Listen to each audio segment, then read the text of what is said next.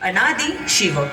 भोलेनाथ, महादेव, रुद्र, हर, शिव ऐसे कई नामों से जानते हैं भगवान शिव जी को, जो देवों के देव तो है ही, लेकिन कई असुर भी उन्हें पूजते हैं। भोले शिव जी को अलग अलग कामना से पूजते हैं।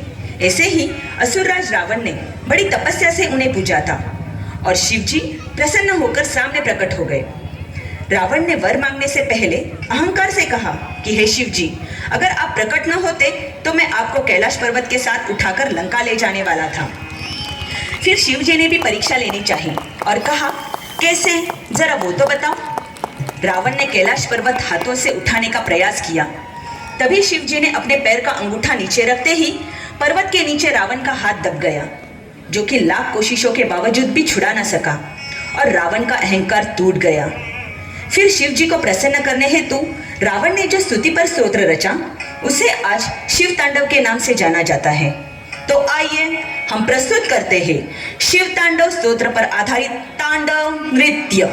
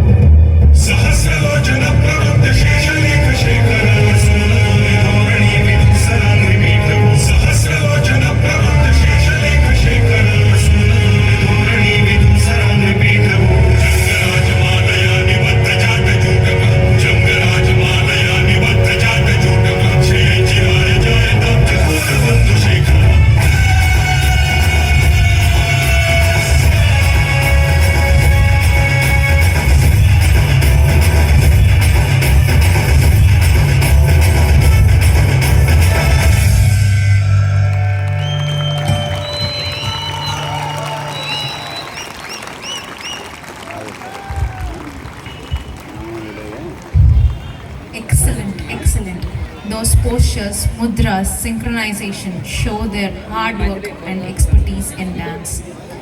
Shiv Tandav on a stage shows their confidence, but it is more than an experiment, I think. Shiv जी को शांत करते हैं, बोलते हैं ओम नमः शिवाय, ओम नमः शिवाय।